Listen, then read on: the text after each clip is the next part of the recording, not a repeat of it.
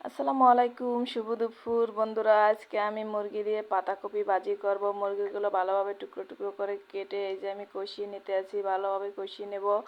মুরগিগুলো ভালোভাবে কষিয়ে নিয়ে সেদ্ধ করে নিতে হবে। এই যে আমি পাতাকপিগুলো কুচিয়ে ভালোভাবে পরিষ্কার করে নিয়েছি। ভালোভাবে মুরগিগুলো কষিয়ে তার ভিতরে একটু জল দিয়ে সেদ্ধ করে নিব। তারপর আমি বাঁধাকপি এর ভিতরে দিয়ে দেব। ভালোভাবে কষিয়ে নিতে হবে। এই যে মুরগিগুলো ছোট ছোট টুকরো করে নিয়েছি। বাঁধাকপি মুরগি ভাজি অনেক মজা, অনেক টেস্ট। কে কে খাইছেন আমার মতন মুরগি দিয়ে বাঁধাকপি ভাজি? এখন আমি বাঁধাকপিগুলো দিয়ে দেব মুরগির ভিতরে। ভালোভাবে নেড়ে চেড়ে ডেকে দেব। এই যে ভালোভাবে সিদ্ধ করে নেব। কালারটা অনেক সুন্দর আছে, দেখতেই পাচ্ছেন। আমার রান্না করা শেষ। এখন আমি ধনিয়া পাতা দিয়ে দেব। ভালোভাবে ধনিয়া পাতা দিয়ে নেড়ে চেড়ে নিব। বেশি করে ধনিয়া পাতা দিয়েছি।